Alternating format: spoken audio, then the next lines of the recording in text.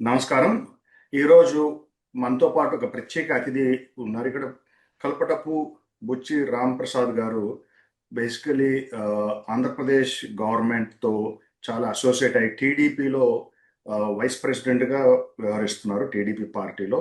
అలాగే వీరు బ్రాహ్మణ కార్పొరేషన్ చైర్మన్‌గా ఆంధ్రప్రదేశ్‌లో గూడా సేవలందిస్తున్నారు. నమస్కారం రాంప్రసాద్ గారు. నమస్కారం అండి. ముందుగా టీవీ9 ప్రేక్షకులకు మీకు కూడా వెంకట్ గారికి ముందుగా నమస్కారాలు. సో చాలా సంతోషం మీరు మా ఛానల్ మీదకి రావటం. అయితే ముందుగా మీరు ఇంట్రొడక్షన్ చూస్తే మీరు బేసికలీ తెలుగుదేశం పార్టీకి ఎన్నో సేవలు అందించారు. దాదాపు 3-4 డికేడ్స్‌గా ఎన్టీ రామారావు గారి టైం నుంచి. సో మీ సేవల్లో భాగంగా తెలుగుదేశం పార్టీ మీ అసోసియేషన్ గురించి చెప్పండి. నేను తెలుగుదేశం పార్టీలో 2013లో జాయిన్ అయ్యానండి.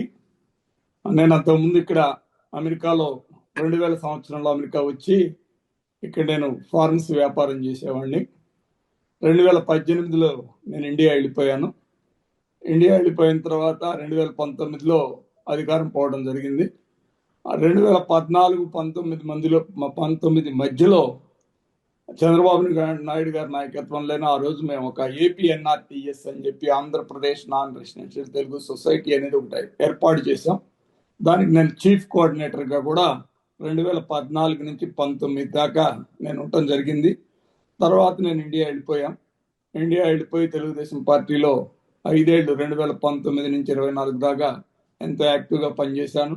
అప్పుడు నన్ను ఆర్గనైజింగ్ సెక్రటరీగా రాష్ట్ర తెలుగుదేశం పార్టీ ఆర్గనైజింగ్ సెక్రటరీగా అపాయింట్ చేశారు. ఆ తర్వాత నన్ను ఎన్ఆర్ఐ డివిజన్ కూడా కోఆర్డినేట్ చేయమన్నారు.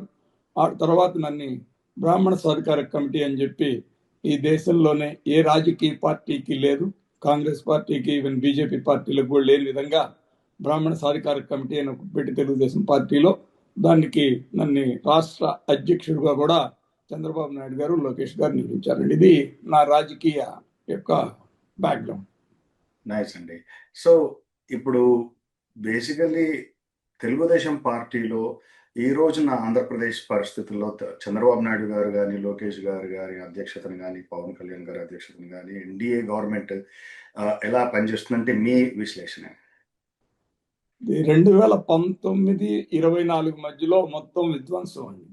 విధ్వంసం నుంచి తిరిగి పునర్నిర్మాణం కోసం ఇవాళ రాష్ట్ర ప్రభుత్వం ఎంతో కష్టపడి పనిచేస్తుంది.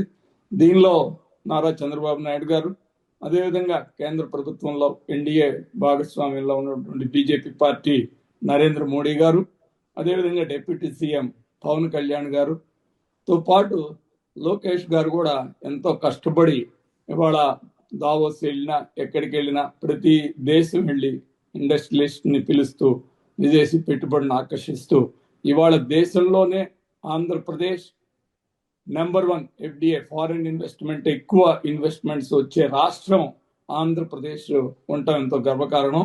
దీనికి మనం ముందుగా చంద్రబాబు నాయుడు గారికి, లోకేష్ గారికి, పవన్ కళ్యాణ్ గారికి ఎంతో సహకారం అందిస్తున్నటువంటి నరేంద్ర మోడీ గారికి కూడా మనం కృతజ్ఞతలు తెలుపుకోవాల్సిన పరిస్థితి ఉంది. సో అలాగే ఇప్పుడు మనం చూస్తే ప్రస్తుత పరిస్థితుల్లో ప్రత్యేకంగా మీలాంటి వారిని అపాయింట్ చేసి ఎన్ఆర్ఐస్తో కోఆర్డినేట్ చేయాలి అనే ఒక విజన్ ఏదైతే ఉందో, ఎస్పెషల్లీ చంద్రబాబు గారు గత ప్రభుత్వంలో వారి లీడర్షిప్లో కానీ లేదా ఇప్పుడు కానీ వారి లీడర్షిప్లో ఎన్ఆర్ఐస్కి చాలా దగ్గరగా ఉండేవారు. అలానే లోకేష్ గారు కూడా దగ్గరగా పనిచేసేవారు. సో వారి విజన్ ప్రకారం ఎన్ఆర్ఐస్కి ఈ సేవలు అందించాలి అని ఆ థాట్ ప్రాసెస్ ఏంటి, అండ్ ఇప్పుడున్న గవర్నమెంట్లో ఎలాంటి సేవలు అందించే విజన్తో ముందుకెళ్తున్నారు?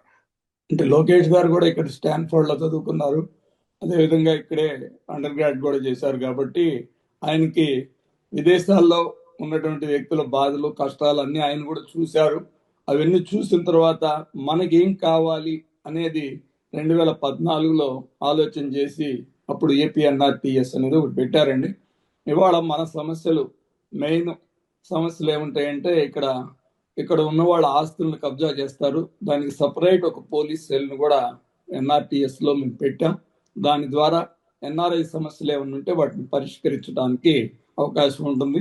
అదేవిధంగా ఇంకోటి ఇంపార్టెంట్ థింగ్ ఏంటంటే ఇక్కడి నుంచి వెళ్ళే వాళ్ళు ఓ వారం రోజులు 10 రోజులు 15 రోజులకో వెళ్తాం, మాక్సిమం 1 మంత్కి వెళ్తారు. వాళ్ళకి తిరుపతి దర్శనం చాలా కష్టసాధ్యంగా ఉంటుంది. అది కూడా సరళీకృతం చేయాలని చెప్పి ఆనాటి ముఖ్యమంత్రి నారా చంద్రబాబు నాయుడు గారిని, నేటి ముఖ్యమంత్రి ఆయన అడిగితే ఎట్లా చేయాలి ఏంటి అని పెట్టి స్టార్టింగ్ మాకు 50 దర్శనాలు ఎవ్రీడే, విఐపి దర్శనాలు, ఏ ఎమ్మెల్యే దగ్గరికి, ఏ మంత్రి దగ్గరికి, ఏ ఎంపీ దగ్గరికి వెళ్లకుండా ఆన్లైన్ లోనే మనం బుక్ చేసుకుంటే ప్రతి ఎన్ఆర్ఐకి కూడా బ్రేక్ దర్శనాలు కల్పించినటువంటి ఘనత మన తెలుగుదేశం పార్టీ గత ప్రభుత్వంలో 2014-19లో ఉన్నప్పుడు జరిగిందండి. వాటితో పాటు మీరెవరన్నా సింగిల్ విండో లెక్క ఇన్వెస్ట్మెంట్ చేయాలని ఎన్ఆర్ఐస్ ఎవరైనా వస్తే ఏపీఎన్ఆర్టీఎస్ ని మీరు కోఆర్డినేట్ చేస్తే వాళ్ళు దానికి కావాల్సిన సహాయ సహకారాలు కూడా ఇండియాలో మేము అందిస్తాం. లోకేష్ గారు కూడా దీనిలో ఎక్కువ యాక్టివ్ రోల్ చేస్తున్నారు.